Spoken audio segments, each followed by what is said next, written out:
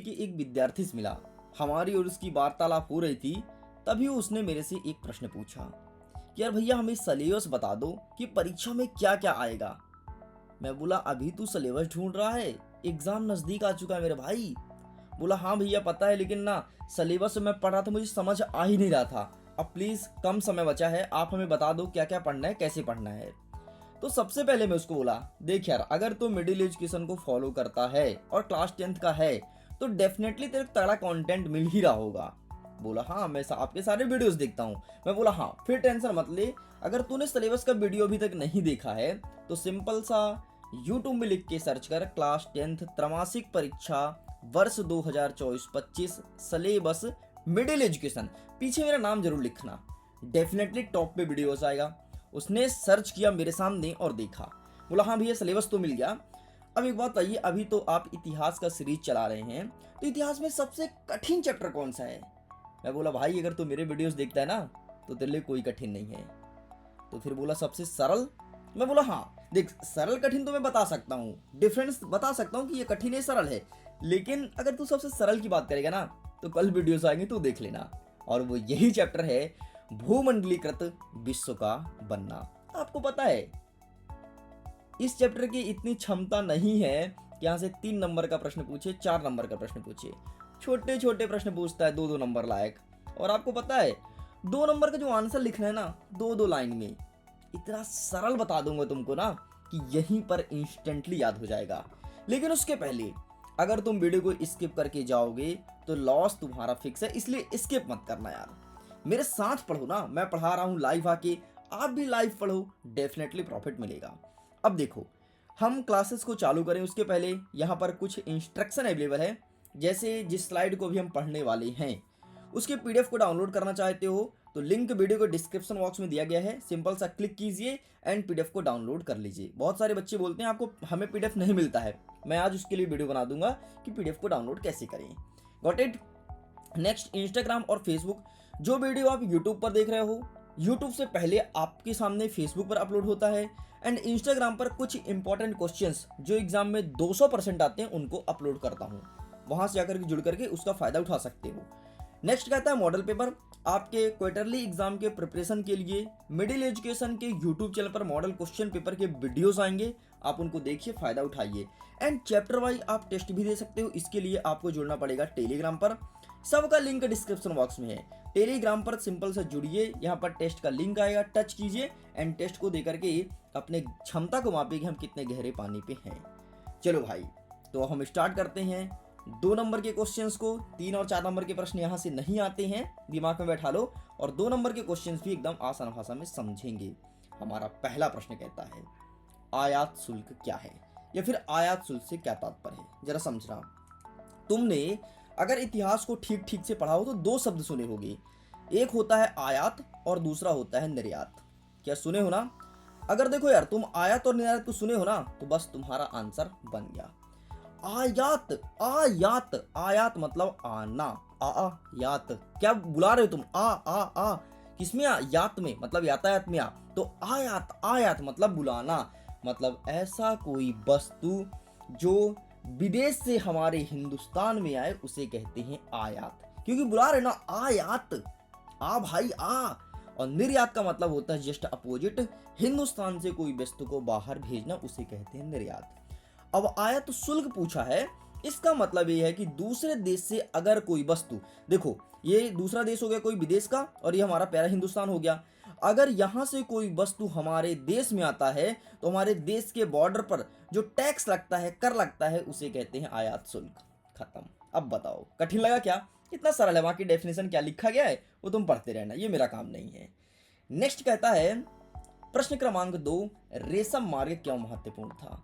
देखो यार रेशम मार्ग ना सभी महाद्वीपों को आपस में जोड़ा है। रेशम मार्ग तो वैसे चीन से स्टार्ट हुआ था, तो एशिया महाद्वीप को जोड़ा था इसने यूरोप महाद्वीप से, ठीक है, व्यापार होता था इसी मार्ग के थ्रू। इस मार्ग के थ्रू रेशम का सबसे अधिक व्यापार होता था, इसलिए इसका नाम रेशम मार्ग पड़ा था। अरे वही रेशम यार जो तुम गले में पहन के घूमते हो ना, उसके कपड़े भी बनते हैं, शॉल वगैरह बनती हैं। तो रेशम मार्ग क्यों महत्वपूर्ण था, तो एशिया महाद्वीप और यूरोप महाद्वीप के बीच जोड़ता था, मतलब जैसे ये आपका यूरोप हो गया एशिया, तो ये मार्ग बना था। ठीक जोड़ता था। तो यहाँ से ना वस्तुओं का आदान प्रदान होता था। अब जरूरी नहीं कि रेशम बस हो, यहाँ से दूध भी जाती थी, लोग भी जाते थे, हर एक चीज का आदान प्रदान होता था। इसे कहते हैं रेशम मार्ग।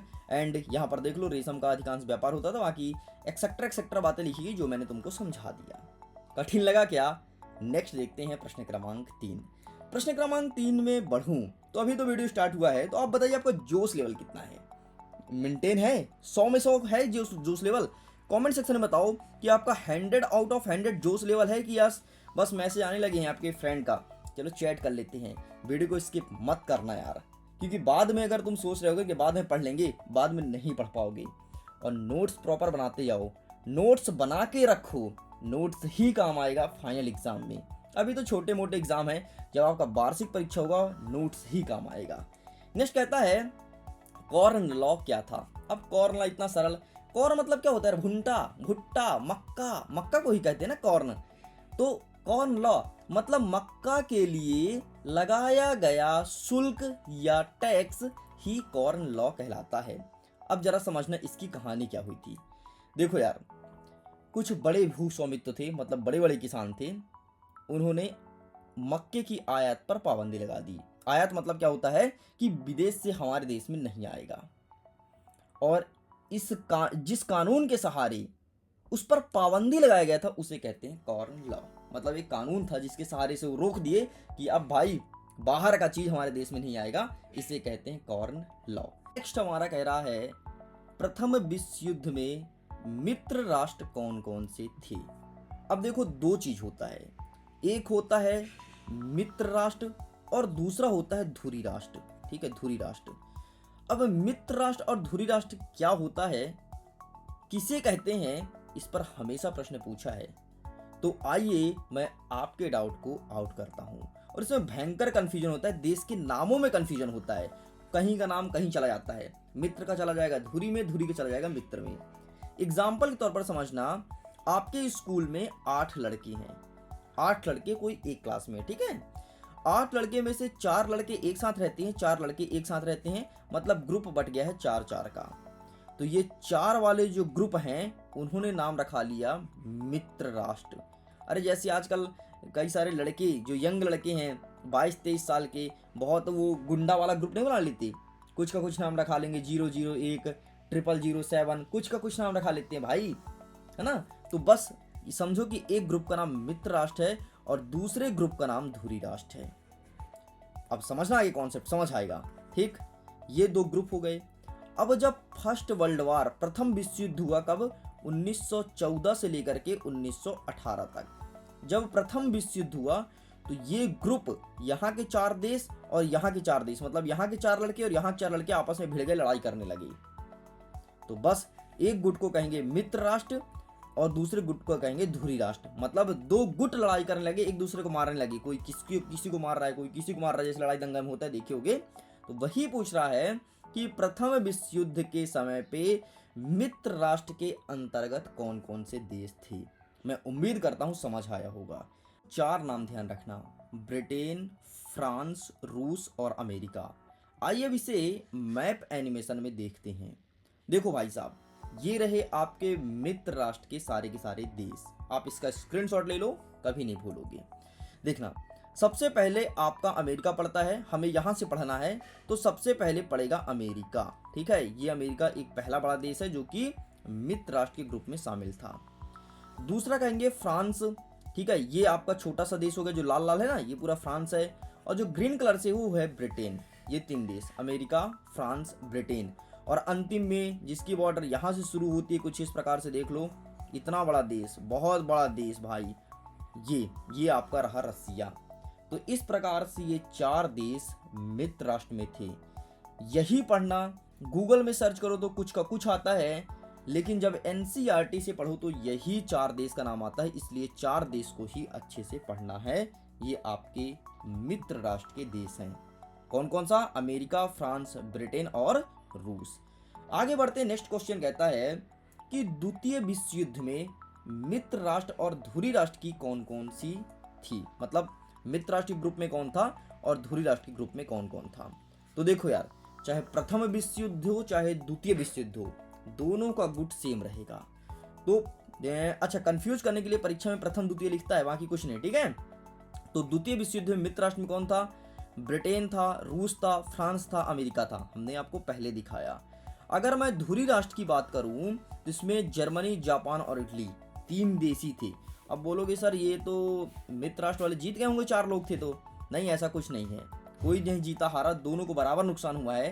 कितना नुकसान हुआ है आगे हम डिस्कस करेंगे। तो आइए मैप एनिमेशन के थ्रू धुरी राष्ट्र को समझने का प्रयास करते हैं। तो ये रहा धुरी राष्ट्र। चल भाई अपने अपने घर पे जाओ जल्दी जल्दी, एनिमेशन मूवमेंट हो रहा है ना, चल चल खड़े हो जाओ भाई, बस स्टेबल हो गया। चल अब देखो बेटा, समझो, जहां पर ये स्टेबल हुआ है वहीं पर इनका घर है, मतलब जापान आपका यहाँ पर स्थित है। नेक्स्ट कहता है इटली, इटली आपका नीचे स्थित है, ये येलो येलो दिख रहा है, थोड़ा थोड़ा येलो येलो, बस ये इटली है। और इसके ऊपर जहाँ पर ये डॉट रखा है, ठीक है, यहाँ पर जर्मनी है। तो ये 3 देश धुरी राष्ट्र हैं। तो प्लीज़ आप इनका भी स्क्रीनशॉट लेके रख लीजिए, है ना, और अपने दोस्तों के साथ भेज दीजिएगा, उनको भी याद हो जाएगा। आगे बढ़ते हैं नेक्स्ट क्वेश्चन की तरफ। नेक्स्ट हमारा कह रहा है 6वां नंबर, बीटो अर्थात निषेधाधिकार का क्या अर्थ है? देखो यार, बीटो मतलब होता है एक ऐसा कोई देश जिसको पावर मिली है, जिसके बिना हस्ताक्षर कोई भी कार्य नहीं हो सकता, उसे कहते हैं बीटो। उदाहरण के तौर पर समझना, बहुत अच्छे समझ में आएगा। देखो यार, 5 बड़े बड़े देश, एक हो गया आपका फ्रांस, लिख दूं क्या नाम, एक हो गया फ्रांस, ठीक, दूसरा आपका अमेरिका हो गया यूएसए, तीसरा हो गया आपका ब्रिटेन, ठीक है ब्रिटेन, चौथा हो गया आपका चीन, और 5वां हो गया आपका रूस। क्या हुआ था, ये घटना हमारे हिंदुस्तान की है, ठीक। इसमें क्या हुआ था कि पाकिस्तान के लोग हिंदुस्तान में घुस करके और अटैक किए थे, पुलवामा अटैक, अगर याद होगा तो। जब पुलवामा अटैक हुआ तो पूरा विश्व का दिल दहल उठा था। तो सारे विश्व के लोगों ने एक बैठक किया यूएनए में और बोले कि पाकिस्तान को डाल दो ब्लैक लिस्ट में।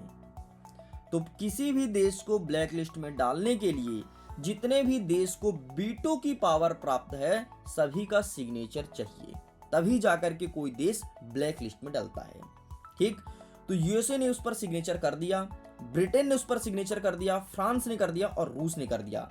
लेकिन आपको पता होगा कि पाकिस्तान का दोस्त, बहुत अच्छा भाई, बहुत अच्छा बाप है चीन। तो चीन ने बोला हम सिग्नेचर नहीं करेंगे, और चीन ने सिग्नेचर उस कागज पर नहीं किया, तो पाकिस्तान ब्लैक लिस्ट में नहीं गया। ब्लैक लिस्ट का मतलब ये होता है कि उससे फिर सारे देश कटने लगते हैं, कोई देश से उसका व्यापारिक संबंध नहीं रहेगा। तो इस प्रकार से चाइना को बीटो पावर था, इसलिए उसने सिग्नेचर नहीं किया और वो प्रस्ताव खारिज हो गया। बाकी आप पढ़ लेना, यहाँ पर लिखा गया है एक एक चीज। मैं उम्मीद करता हूँ समझ आया होगा। आगे बढ़ते नेक्स्ट कहता है कि वैश्वीकरण से क्या तात्पर्य है। देखो यार, हमने अध्याय 1 और अध्याय 2 में आपको 3 चीजें बताई थी। वो चीजें कौन कौन सी है? पहला L, दूसरा है P, तीसरा है G। L मतलब होता है लिबराइजेशन, P मतलब प्राइवेटाइजेशन, G मतलब ग्लोबलाइजेशन। मतलब आपका हो गया उदारीकरण, निजीकरण और वैश्वीकरण। तो लिबराइजेशन का मतलब मैंने आपको समझा दिया था, प्राइवेटाइजेशन का मतलब समझा दिया था, ग्लोबलाइजेशन का मतलब समझा दिया था, लेकिन फिर से इनको ध्यान दीजिए। देखो, उदारीकरण का मतलब क्या होता है यार, ध्यान सुन लेना, ये आपके एग्जाम में आएगा ही आएगा, चाहे उदारीकरण आ जाए, चाहे निजीकरण आए, चाहे वैश्वीकरण, लेकिन आएगा ही आएगा, गारंटी के साथ कहता हूं, क्योंकि सभी चैप्टर में दिया है। देखो, उदारीकरण का मतलब ये होता है कि किसी भी व्यक्ति को विचार विमर्श करने की स्वतंत्रता है, वो कुछ भी सोच सकता है और अपने समाज का उत्थान कर सकता है, इसे कहते हैं लिबराइजेशन। नेक्स्ट कहता है प्राइवेटाइजेशन। प्राइवेटाइजेशन का मतलब होता है आपका निजीकरण। मतलब हर एक कंपनी, हर एक व्यक्ति कहीं भी व्यापार कर सकता है, कुछ भी व्यापार कर सकता है, इसे कहते हैं प्राइवेटाइजेशन। एंड ग्लोबलाइजेशन का मतलब ये होता है कि अगर कोई व्यक्ति अपने देश के बाहर दूसरे देश के संस्कृति से, अर्थव्यवस्था से, व्यापार के माध्यम से अगर जुड़ना चाहता है, वो जुड़ सकता है, इसे कहते हैं वैश्वीकरण। तो देखो, वैश्वीकरण का मतलब है दुनिया के लोग, संस्कृति और अर्थव्यवस्था के आपस में ज्यादा जुड़ने की प्रक्रिया ही वैश्वीकरण कहलाती है। और इसी वैश्वीकरण के कारण जो हमारे हिंदुस्तान में जो लड़कियां और आधुनिक युग के लड़के ड्रेस पहनते हैं, जैसे थोड़ी कटा पैंट, थोड़ी फटा पैंट, थोड़ी बाल कटाने का तरीका देखे होगे, कौवा जैसे बाल कटा लेते हैं, वो सब वैश्वीकरण के कारण ही हमारे देश में आया है। मतलब सभ्यता ट्रांसफर हुआ, जैसे हम लोग सारे के सारे वेस्टर्न कल्चर अपना रहे हैं। आपको पता है हमारे लिए एक शर्म की बात यह है कि हम लोग किस कल्चर को अपना रहे हैं, वेस्टर्न कल्चर को। जो ब्रिटेन में पहले चलता था वो हम लोग अपना रहे हैं, लेकिन ब्रिटेन के लोग हमारे हिंदुस्तान के कल्चर को अपनाने लगे हैं। ब्रिटेन की लड़कियों को देखोगे तो एकदम बढ़िया सलवार सूट में रहेंगी, जो कि हिंदुस्तान का पहले परिधान हुआ करता था। देखो, अगर कोई लड़की इस वीडियो को देख रही तो बुरा ना मानेगी, मैं केवल पढ़ाने के उद्देश्य से बता रहा हूँ। आप क्या पहन रहे हो क्या नहीं पहन रहे हो इससे मुझे कोई मतलब नहीं है, ना तो मैं कोई होता हूँ मना करने वाला। मैं केवल आपको समझा रहा हूँ पढ़ाई के उद्देश्य से। तो देखो क्या होता है कि जो हिंदुस्तान के लड़के हैं, जो हिंदुस्तान की लड़कियां हैं, वो सारा का सारा वेस्टर्न कल्चर अपना रही है। मतलब फटे कपड़े पहनना, फटे जीन्स पहनना, आधा कपड़ा पहनना और कैप उल्टा सीधा लगाना। देखे होगे बाल कटाना, लड़के को देखे होगे बाल कैसे कैसे कटा लेते हैं। तो ये वेस्टर्न कल्चर से आया है, मतलब वैश्वीकरण के कारण ही आया है। और जो हमारे देश की सभ्यता है, जैसे सलवार सूट पहनना, लड़के पहनते हैं क्या, कुर्ता पैजामा, सर पर पगड़ी, ये अब विदेश के लोग अपनाने लगे हैं। इस चीज़ को ध्यान रखिएगा। तो इस प्रकार से वैश्वीकरण के कारण हमारी सभ्यताएं में इंटरचेंज देखने को मिला है। नेक्स्ट कहता है बहुराष्ट्रीय कंपनी किसे कहते हैं। अरे यार सिंपल सा, एक ऐसी कोई कंपनी हो जिसका बहुत सारे देशों में व्यापार हो, उसे कहते हैं बहुराष्ट्रीय कंपनी। मतलब बहुत जगह अपना व्यापार फैला के रखा हो। इस प्रकार से बेटा सारे के सारे 2 नंबर के क्वेश्चंस होते हैं कंप्लीट। अब कुछ क्वेश्चंस बचे हैं जो 3 और 4 नंबर के हैं, ज़्यादा नहीं, 1 से 2 प्रश्न है, उसे देख लीजिए। एग्जाम पॉइंट ऑफ व्यू से बहुत ज़्यादा इंपॉर्टेंट हो सकता है। मैं बोला क्योंकि इस चैप्टर से 2 नंबर से ऊपर प्रश्न नहीं पूछता है। लेकिन वीडियो को स्किप मत करना, क्योंकि यहाँ से 3 और 4 नंबर का जो प्रश्न मैं दिखाने वाला हूँ, इसके बीच से 2 नंबर और 1 नंबर के क्वेश्चंस मैंने बनते देखा है। अभी देखना, आपको दिखाऊंगा। लेकिन उसके पहले आपका जोश लेवल कितना है कमेंट सेक्शन में लिखिएगा जरूर। तो लिखिए फटाफट, लिखिए जल्दी जल्दी कि आपका जोश लेवल कितना है और कितने बच्चे अभी वीडियो को देख रहे हैं। फटाफट लिखिए कमेंट सेक्शन में। मैं आपके कमेंट्स का वेट कर रहा हूँ, फटाफट लिखिए। मैं सारे बच्चे के कमेंट्स को देख रहा हूँ, ठीक है। ये मत भूलना कि वीडियो तो प्रीमियरिंग है, तो इसका मतलब ये थोड़ा ना कि सर नहीं देख रहे हैं। मैं सारे बच्चों के कमेंट्स को देख रहा हूँ। फटाफट लिखिए, लिखिए जल्दी से लिखिए। और अपने दोस्तों के साथ साझा कर दो कि यार पढ़ लो। अगर टॉप करना है ना तो मिडिल एजुकेशन ही तुमको टॉप कराएगा। चलिए जी आगे बढ़ते हैं। हमारा नेक्स्ट क्वेश्चन कहता है प्राचीन काल में वैश्वीकरण की प्रक्रिया का स्वरूप कैसा था। प्राचीन काल में मतलब जब हमारा हिंदुस्तान आज़ाद नहीं हुआ था तब की बात कर रहा है। तो देखो इस टाइम पर क्या होता था, जितने भी व्यक्ति यात्रा करते थे, जितने व्यापारी होते थे, पुजारी होते थे या आध्यात्मिक व्यक्ति होते थे, ये कुछ नहीं यार, ये चाहते थे शांति से जीवन कटे, जीवन में कभी कष्ट न रहे। इसके लिए ये इस देश से उस देश, उस देश से इस देश घूमते फिरते रहते थे। ये हमारा पहला पॉइंट हो गया। नेक्स्ट कहता है हमारा दूसरा पॉइंट कि ये पैसा, मूल्य और मान्यताएं और पुनर्विचार आदि के साथ कीटाणु व बीमारी लेकर चलते थे। मतलब बीमारी कैसे फैलती थी, जब ये लोग पैदल यात्रा कर रहे हैं, एक देश से दूसरे देश जा रहे हैं, तो जिस देश में बीमारी है, सपोज करो कि हमारे हिंदुस्तान में कोई बीमारी है जिसका नाम फम्फू है, वो जाकर के चीन में फैल जाएगा फम्फू। कोरोना को तुमने देखा है, कोरोना वैश्वीकरण के ही कारण फैला है, नहीं तो चीन में ही रहता। चीन से ना कोई प्लेन आती, ना कोई व्यक्ति आता, तो कोरोना महामारी कैसे पूरे विश्व में फैलता, नहीं फैल पाता। ये वैश्वीकरण का एक अच्छा एग्जाम्पल है जिसको आपने देखा और सुना होगा। हमारा नेक्स्ट कहता है कि रेशम मार्ग अर्थात सिल्क मार्ग ने किस प्रकार विश्व को जोड़ने का प्रयास किया है। मैंने आपको पहले ही बताया था, रेशम मार्ग में केवल रेशम बस का व्यापार नहीं होता था, इससे हमारे देश की सभ्यता, हमारे देश की संस्कृति, इतना ही नहीं, आपको पता है रेशम के साथ साथ जो शक्कर होता है ना, शक्कर, चीनी, इसका भी निर्यात इसी मार्ग के थ्रू होता था। और नेक्स्ट पॉइंट ध्यान रखिएगा, जितने भी धर्म बने हैं, चाहे बौद्ध हो, ईसाई हो, इस्लाम हो या फिर हिंदू धर्म हो, ये सारे के सारे धर्म इसी मार्ग से होकर के जाते थे। इसका मतलब ये है कि जो व्यक्ति अपनाए हैं ना, इसी मार्ग से जाकर के देश के अलग अलग कोने में बसे थे। तो इस प्रकार था रेशम मार्ग। आपको पता है रेशम मार्ग केवल एशिया और यूरोप बस को नहीं जोड़ता था, ये एशिया यूरोप के साथ उत्तर अमेरिका और जितने भी महाद्वीप है सबको जोड़ता था। मैं आपको दिखाता हूँ, मैप के थ्रू समझाता हूँ। ये देखिए, जैसे यहाँ पर एक सेकंड ना, मैं इसे रेस कर देता हूँ ताकि तुम्हें बेहतर समझ आए। अब देखो, रेशम मार्ग ना चीन से निकला था, यहाँ से निकला था, कुछ इस प्रकार से गया था। तो ये पूरा आपका पहले तो एशिया महाद्वीप हो गया, ठीक है, पूरा ये इधर हो गया आपका यूरोप महाद्वीप पूरा, ये जिसको गोला किया हूँ। ये हो गया आपका अफ्रीका महाद्वीप, ठीक है, ये आपका हो गया ऑस्ट्रेलिया महाद्वीप, और ये हो गया आपका उत्तर अमेरिका, ये हो गया दक्षिण अमेरिका, ठीक। तो रेशम मार्ग यहाँ से निकला था। मैं पेन का कलर चेंज करूँ क्या, समझना जरा, चलो ये कलर ले लेता हूँ, ठीक। हाँ, रेशम मार्ग ना यहाँ से निकला था बेटा, यहाँ से ऐसे। तो पहले यहाँ जाता था, ठीक, फिर जहाज और नाव के थ्रू यहाँ गया है, इस देश में गया है, ठीक, अमेरिका में, फिर ये यहाँ भी गया है, और यहाँ से होते यहाँ भी आया करता था, ठीक है। ये अगर नहीं गया तो ऑस्ट्रेलिया नहीं गया है बस, लेकिन छुटपुट ऑस्ट्रेलिया भी थोड़ी थोड़ी आया करता था। लो डॉट से दिखा देता हूँ, ऐसे आता था ऑस्ट्रेलिया। तो इस प्रकार से इसी मार्ग के थ्रू, ये मार्ग बहुत अच्छा बना था, मजबूत बना था, यहीं से जा करके और लोग व्यापार किया करते थे। इस प्रकार थी आपके रेशम मार्ग की कहानी।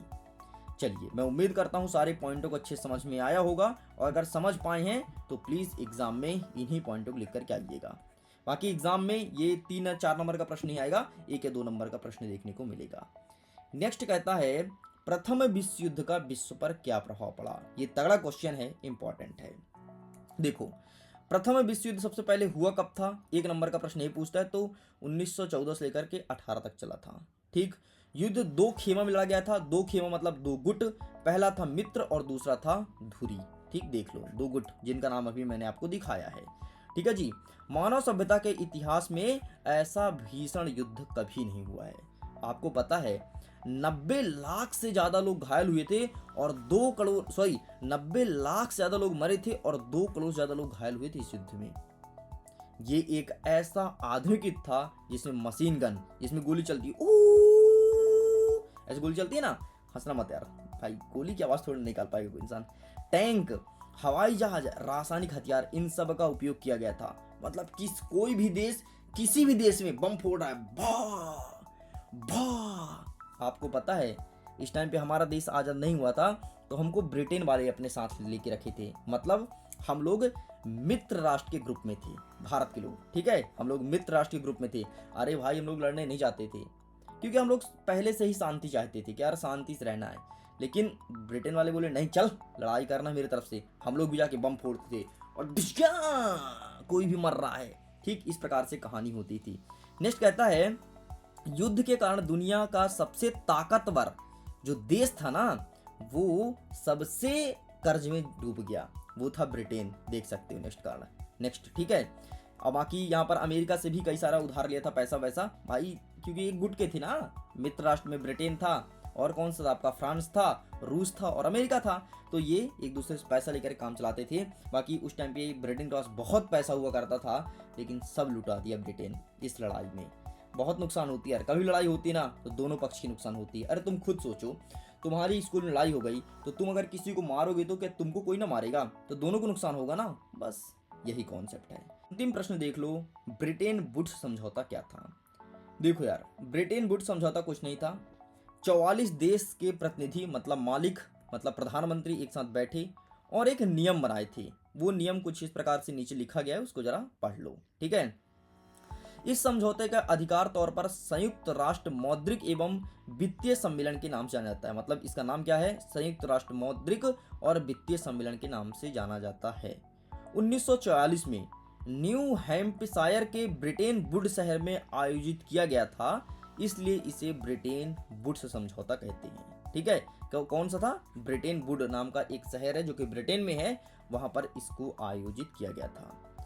इसी समझौते के तहत IMF मतलब अंतरराष्ट्रीय मुद्रा कोष और विश्व बैंक मतलब वर्ल्ड बैंक की स्थापना की गई थी।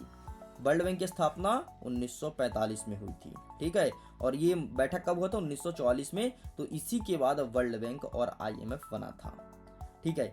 इसी समझौते में कहा गया था कि अगर एक देश दूसरे देश से सामान खरीदेगा तो सोना दे सकता है। देखो यार, एक देश का पैसा दूसरे देश में तो चलता नहीं है भाई। अमेरिका में डॉलर चलता है, हमारे यहाँ कहाँ डॉलर चलता है, हमारे रुपया चलता है।